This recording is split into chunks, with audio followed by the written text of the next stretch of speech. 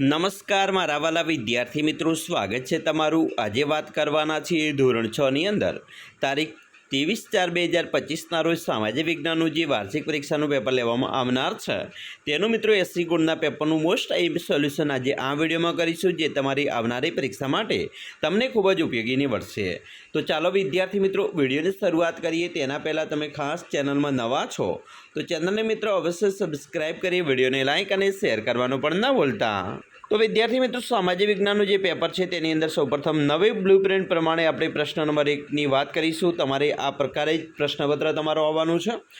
મિત્રો સૌપ્રથમ તમને ખાલિયા પૂછવામાં આવશે। 8 ગુણની ખાલિયા હશે, જે મિત્રો પાઠ નંબર 5 છે તેમાંથી પૂછાવાની છે। અને ચાલો આપણે 8 ખાલિયાની વાત કરીએ। તો પહેલી ખાલિયા છે ગૌતમ બુદ્ધના પ્રથમ ઉપદેશની ખાલિયા કહેવામાં આવે છે। તો મિત્રો ગૌતમ બુદ્ધના પ્રથમ ઉપદેશને ધર્મચક્ર પરિવર્તન કહેવામાં આવે છે। બીજો પ્રશ્ન છે કપિલ વસ્તુના ક્ષત્રિયો ખલિયા કહેવાતા, તો તેમની મિત્રો શાક્ય કહેવામાં આવતા હતા। ચાલો ત્રીજો પ્રશ્ન છે સિદ્ધાર્થના ગુરુનું નામ ખલિયા હતું। મિત્રો ફટાફટ કોમેન્ટ બોક્સમાં જવાબ આપજો, શું છે? ચાલો ફટાફટ। તો મિત્રો શું હતું નામ? અલ્લાર કલામ હતું, બરાબર, અલ્લાર કલામ નામ હતું। ચોથો પ્રશ્ન છે સિદ્ધાર્થ ગૃહત્યાગ બાદ ખલિયા નામના સ્થળે ગયા, તો તેઓ સૌપ્રથમ મિત્રો રાજગૃહ ગયા અને પછી તેઓ પુરુવેલ ખાતે ગયા હતા। પાંચમો પ્રશ્ન છે જૈન ધર્મના પ્રથમ તીર્થંકર ખલિયા હતા। ચાલો ફટાફટ જવાબ આપજો મિત્રો કોમેન્ટ બોક્સની અંદર। તો જૈન ધર્મની અંદર મિત્રો પ્રથમ તીર્થંકર, તો તેમનું નામ હતું ઋષભદેવ। શું હતું? ઋષભદેવ। તો ચાલો મિત્રો પ્રથમ છે ઋષભદેવ, તો 24મા તીર્થંકર કોણ હતા? મને કોમેન્ટ બોક્સની અંદર જવાબ આપવાનો રહેશે। ચાલો ફટાફટ મિત્રો જવાબ આપી દેજો। છઠ્ઠો પ્રશ્ન છે મહાવીર સ્વામીના બાળપણનું નામ ખલિયા હતું, તો શું નામ હતું? વર્ધમાન હતું। શું હતું મિત્રો? વર્ધમાન નામ હતું। 7 મહાવીર સ્વામીએ પોતાનો પ્રથમ ઉપદેશ ખલિયા ભાષામાં આપ્યો હતો, તો મિત્રો અર્ધ માગધી ભાષામાં અને પ્રાકૃત ભાષામાં આપેલો છે। અને આઠમી ખલિયા છે મહાવીર સ્વામીના ઉપદેશને ખલિયા તરીકે ઓળખવામાં આવે છે, તો તેને મિત્રો ત્રિરત્નનો સિદ્ધાંત એટલે કે ત્રિરત્ન તરીકે ઓળખવામાં આવે છે। હવે આપણે જોઈશું પ્રશ્ન 2 એનો છે, જેની અંદર મિત્રો વિકલ્પ પ્રકારના પ્રશ્નો છે। પહેલો પ્રશ્ન છે બિંદુસારે અશોકને કયા પ્રાંતના રાષ્ટ્રીય તરીકે નિમણૂક કરી હતી? તો મિત્રો અવંતી પ્રાંતના રાષ્ટ્રીય સુબા તરીકે તેમની મિત્રો નિમણૂક કરી હતી। બીજો પ્રશ્ન છે અશોકે સંઘમિત્રાને બૌદ્ધ ધર્મના પ્રચાર માટે ક્યાં મોકલ્યા હતા?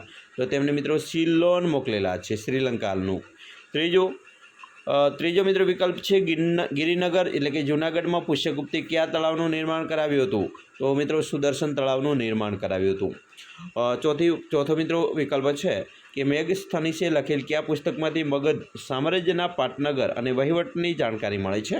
તો મેઘસ્થનીસે લખેલું છે ઇન્ડિકા। તો મિત્રો અર્થશાસ્ત્ર નામનું જે પુસ્તક કોણે લખ્યું છે? ચાલો ફટાફટ કોમેન્ટ બોક્સની અંદર જવાબ આપજો।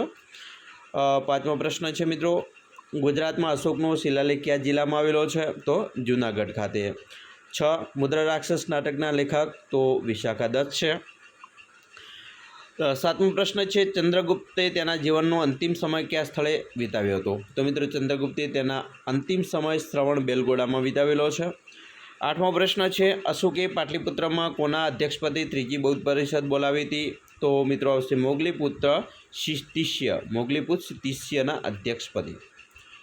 પ્રશ્ન 2 છે એનો બ છે નીચેના પ્રશ્નોના ટૂંકમાં જવાબ આપવાના છે, જેની અંદર મિત્રો સૌપ્રથમ જોઈશું પહેલો પ્રશ્ન છે વિક્રમાદિત્યના રાજદરબારના કયા રત્નો હતા? તો તેની અંદર આવશે મિત્રો મહાકવિ કાલિદાસ, રાજવૈદ્ય ધન્વંતરી, વૈજ્ઞાનિકમાં વારામિહિર, વૈતાલ ભટ્ટ અને અમરકોશના રચયિતા અમરસિંહ, બરાબર। તો એ ત્રિરત્નો એટલે કે રત્નો હતા, બરાબર, વિક્રમાદિત્યના। બીજો પ્રશ્ન છે વર્ગીકરણ કરવાનું છે, જેની અંદર મિત્રો પેલું છે વિદેશી મુસાફરી, તો અહીંયા તમને આપેલા છે અલગ અલગ નામો, તો એનું આપણે વર્ગીકરણ કરીએ તો સૌપ્રથમ ફાહિયાન, તો ફાહિયાનમાં આવશે મિત્રો વિદેશી મુસાફર હતો, કાલિદાસ કવિ હતો, યુએન સ્વાંગ વિદેશી મુસાફર હતો, બાણભટ્ટ, તો બાણભટ્ટ છે એ મિત્રો વૈજ્ઞાનિક હતો, વૈતાલ ભટ્ટ, તો મિત્રો વૈતાલ ભટ્ટ છે એ વૈજ્ઞાનિક છે, આર્યભટ્ટ તો એ કવિ છે અને વારામિહિર વૈજ્ઞાનિક છે, બરાબર। તો ફટાફટ આ રીતે તમારે વર્ગીકરણ કરવાનું છે। ત્રીજો પ્રશ્ન છે ગુપ્ત યુગની શાસન વ્યવસ્થામાં પ્રકારો જણાવો, તો 3 પ્રકાર છે। કેટલા? 3। કયા? તો તેની અંદર આવશે મિત્રો પ્રાંતીય વહીવટીતંત્ર, બરાબર, બીજો આવશે પ્રાંતીય, પછી આવશે કેન્દ્રીય, બરાબર, કેન્દ્રીય પ્રાંતીય અને સ્થાનિક વહીવટીતંત્ર એમ 3 વહીવટીતંત્ર હતા. તેમાંથી તમારે પ્રાંતીય વહીવટીતંત્ર વિશે સમજણ આપવાની છે. તો પ્રાંતીય વહીવટીતંત્ર વિશે મિત્રો તમારે તૈયાર કરી લેવાનો રહેશે. પ્રશ્ન મિત્રો 3 છે, ખરા ખોટા છે. બરાબર, તમારે પ્રશ્ન 3 ખરા ખોટા જ પૂછાવાનો છે. બરાબર, નવી બ્લુપ્રિન્ટ પ્રમાણે 6 ગુણના ખરા ખોટા આવવાના છે. જેની અંદર પહેલો પ્રશ્ન છે, ઉપનિષદમાં માંડુક્ય, મત્સ્ય અને મુંડક ઉપનિષદોનો સમાવેશ થાય છે. તો મિત્રો મત્સ્ય ઉપનિષદ નથી, એટલે આ વિધાન ખોટું પડે છે. બીજું, મોટાભાગના શહેરો 2500 વર્ષ પહેલાં મહાજનપદોની રાજધાની હતા. તો આ વિધાન સાચું છે. 3, જૈન ગ્રંથોને આગમ ગ્રંથો કહેવામાં આવે છે. તો આ વિધાન પણ સાચું છે.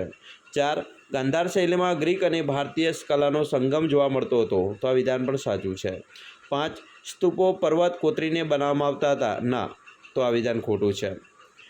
6, આચાર્ય નાગાર્જુને પારાની ભસ્મ બનાવીને ઔષધિ તરીકે વાપરવા જણાવ્યું હતું. તો આ વિધાન સાચું છે. પ્રશ્ન મિત્રો જોઈશું આગળ. 4 નીચેના પ્રશ્નોના ટૂંકમાં જવાબ આપવાના છે. પહેલો પ્રશ્ન છે મિત્રો, પ્રાચીન સમયમાં કયો માર્ગ રેશમ માર્ગ તરીકે જાણીતો બન્યો હતો અને શા માટે? તો મિત્રો આપણે પ્રશ્નોનો જવાબ લખી શકીએ કે પ્રાચીન સમયની અંદર રેશમનું ઉત્પાદન છે એ મધ્ય એશિયાથી ચીનના માર્ગેથી ભારતમાં આવતું હતું. તો એટલા માટે જે રેશમનું હેરફેર થતી હતી એટલા માટે આ માર્ગ છે રેશમ માર્ગ તરીકે ઓળખાતો હતો. બીજું, ધાર્મિક સાહિત્ય અને ધર્મેતર સાહિત્ય વિશે તમારે તફાવત આપવાનો છે, તૈયાર કરવાનો રહેશે. ત્રીજો પ્રશ્ન છે, પ્રાચીન ભારતના કલામાં લલિત કલા અને નિદર્શન કલા વિશે મિત્રો સમજૂતી આપવાની છે. અને ચોથો પ્રશ્ન છે, સ્તૂપ અને ચૈત્યનો અર્થ જણાવો. તો 4 પ્રશ્નો મોસ્ટ આઈએમપી છે, એટલા માટે તમારે તૈયાર કરવા ખૂબ જ જરૂરી રહેશે. આગળ જોઈશું. પ્રશ્ન મિત્રો 5 છે, એનો આ છે, નીચેના પ્રશ્નોના ટૂંકમાં જવાબ આપવાના છે. જેમાં પહેલો પ્રશ્ન છે, અખાત વિશે સમજ આપો. તો મિત્રો જ્યારે કોઈ જળ વિસ્તાર ત્રણેય બાજુથી ભૂમિથી ઘેરાયેલ હોય તો તેને અખાત કહે છે. ઉદાહરણ તરીકે ખંભાતનો અખાત અને કચ્છનો અખાત. તમે આટલું લખશો તો તમને 2 ગુણ મળી જશે. બીજો પ્રશ્ન છે, પર્વત એટલે શું તેના મુખ્ય પ્રકારો કયા છે? તો મિત્રો એનો જવાબ લખીએ. પર્વત એટલે કે સમુદ્ર સપાટીથી 900 મીટરથી વધુ ઊંચાઈ ધરાવતા ઓછા કે તીવ્ર ઢોળાવ અને સાંકડા શિખરો ધરાવતા વિસ્તારને પર્વત કહે છે. પર્વતના પ્રકારની વાત કરીએ તો એક ખંડ પર્વત આવશે, પહેલો ગેડ પર્વત, બીજો ખંડ પર્વત, ત્રીજો જ્વાળામુખી પર્વત અને ચોથો અવશિષ્ટ પર્વતનો સમાવેશ થાય છે. તમે આટલું લખશો એટલે 2 ગુણ મળી જશે. ત્રીજો પ્રશ્ન છે, નીચે આપેલા પર્વતોના તેના પ્રકાર પ્રમાણે વર્ગીકરણ કરો. તો મિત્રો ચાલો સૌ પ્રથમ જોઈશું સાતપુડા. બરાબર, ગેડ પર્વત. તો ગેડ પર્વતની અંદર આવશે હિમાલય અને આલ્પસ. ખંડ પર્વતમાં સાતપુડા, જ્વાળામુખી પર્વતમાં ગિરનાર અને બેરન. બરાબર, અને મિત્રો એ ખંડ પર્વતમાં વિંધ્યાચલ પર્વત ખંડ પર્વતમાં આવશે અને અવશિષ્ટ પર્વતમાં પારસનાથ અને અરવલ્લીનો સમાવેશ થાય છે. પ્રશ્ન મિત્રો 4 છે, ઉચ્ચ પ્રદેશ અને મેદાન વચ્ચેનો તફાવત લખવાનો છે. 5મો પ્રશ્ન, પર્વતોનું મહત્ત્વ જણાવો. 6થો પ્રશ્ન, ઉચ્ચ પ્રદેશનું મહત્ત્વ જણાવો. મિત્રો આ 3 પ્રશ્નો તમારા માટે મોસ્ટ આઈએમપી છે, એટલે તમે એકવાર તૈયાર કરી લેવાના રહેશે. ચાલો પ્રશ્ન નંબર 5 છે, એનો બ છે, તમારે ભારતનો નકશો પૂછાવાનો છે. કેવા નકશાની અંદર તમને સ્થળ આવશે? તો જો હિમાલય બતાવવાનો છે, ભારતનું મહામરુસ્થળ, અંદમાન નિકોબાર ટાપુ, કર્કવૃત, કૃષ્ણા નદી અને કોરોમંડલ તટ. તો ચાલો આપણે નકશાની અંદર 6 જોઈ લઈએ. 6 ગુણનો તમને નકશો પૂછાવાનો છે. સૌપ્રથમ મિત્રો અહીંયા ભારતનો જે નકશો છે એની અંદર તમને હિમાલય પર્વત બતાવવાનો કીધેલો છે, તો તમે અહીંયા હિમાલય બતાવી શકો છો. બરાબર, તો આ આવી ગયો હિમાલય પર્વત. પછી મિત્રો કર્કવૃત રેખા, તો અહીંયા મધ્યમાંથી કર્કવૃત રેખા જો અહીંયા પસાર ડોટ થઈ રહી છે, તો આ કર્કવૃત રેખા પસાર થઈ છે. પછી ભારતનો મહામરુસ્થળ અહીંયા બતાવવાનું છે. ભારતનો મહામરુસ્થળ રાજસ્થાનનો મિત્રો ભાગ, ઉપરનો ભાગ. એના પછી તમને મિત્રો કૃષ્ણા નદી બતાવેલી છે, તો તમે કૃષ્ણા નદી અહીંયાથી બતાવી શકો છો. અને ભારતનો અંદર મિત્રો અંદમાન નિકોબાર ટાપુઓ આ જે છે એ ભારતના અંદમાન નિકોબાર ટાપુઓ છે. બરાબર, જો લક્ષદ્વીપ પૂછે તો અહીંયા છે, અરબ સાગર પૂછે તો અહીંયા છે, બંગાળનો ઉપસાગર અહીંયા છે, હિન્દ મહાસાગર નીચે છે. અને કોરોમંડલ તટની વાત કરી છે, તો મિત્રો આ જે છે એ કોરોમંડલ તટ છે. તો આવી રીતે તમારે નકશો ભારતના નકશાની અંદર બતાવવાનો રહેશે. તમને અહીંયા 6 ગુણ મળી જશે મિત્રો. હવે વાત કરવાના છીએ પ્રશ્ન 6, રૂઢ સંજ્ઞાઓ દોરો. મિત્રો રૂઢ સંજ્ઞા દોરવાની છે. પહેલું છે નદી દર્શાવેલી કઈ રૂઢ સંજ્ઞા ઉપયોગ થાય છે? તો મિત્રો આપણે નદી દર્શાવવા માટે આ રીતે રૂઢ સંજ્ઞાનો ઉપયોગ કરીએ છીએ. બરાબર, તમે દોરી શકો છો. બીજું, દેશની રાજધાની દર્શાવવામાં કઈ રૂઢ સંજ્ઞા વપરાય? તો મિત્રો આપણે આને ગોળમીંડો કરી આ રીતે કરીએ છીએ, દેશની રાજધાની. પોલીસ સ્ટેશન માટે મિત્રો આવશે PS, પોલીસ સ્ટેશન. દીવાદાંડી, તો મિત્રો દીવાદાંડી તમારે આ રીતે બતાવવાની છે. બરાબર, દીવાદાંડીને આ રીતે બતાવવાની રહેશે. બરાબર, તો દીવાદાંડી બતાવી દેજો મિત્રો। એના પછી અહીંયા મિત્રો તમને બતાવ્યું છે કે નકશામાં આ નિશાન શું દર્શાવવા માટે વપરાય છે। તો મિત્રો આ પુલ દર્શાવે છે, બરાબર, સાંકડો પુલ। CHની સંજ્ઞા શું દર્શાવે છે? તો બરાબર મિત્રો CHની સંજ્ઞા પણ તમારે બતાવવાની છે કે શું બતાવવા માટે છે, બરાબર।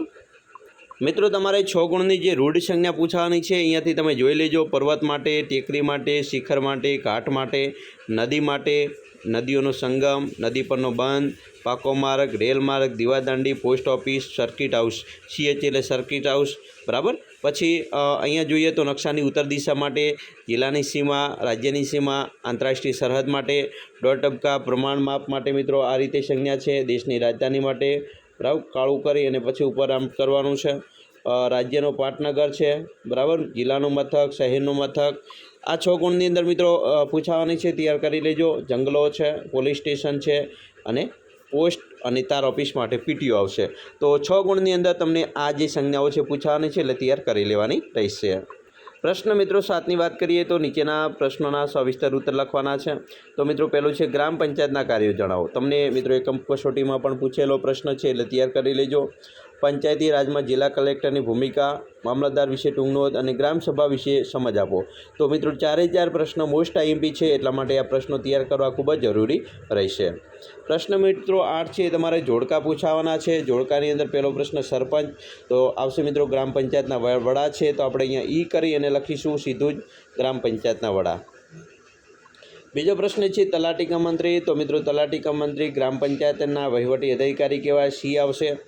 તાલુકા વિકાસ અધિકારી, તો એની અંદર મિત્રો જવાબ આવશે તમારો તાલુકા વિકાસમાં તાલુકા પંચાયતના વહીવટી વડા, જિલ્લા વિકાસ અધિકારી જિલ્લા પંચાયતના વહીવટી વડા અને કલેક્ટર છે એ જિલ્લાના વહીવટી વડા છે।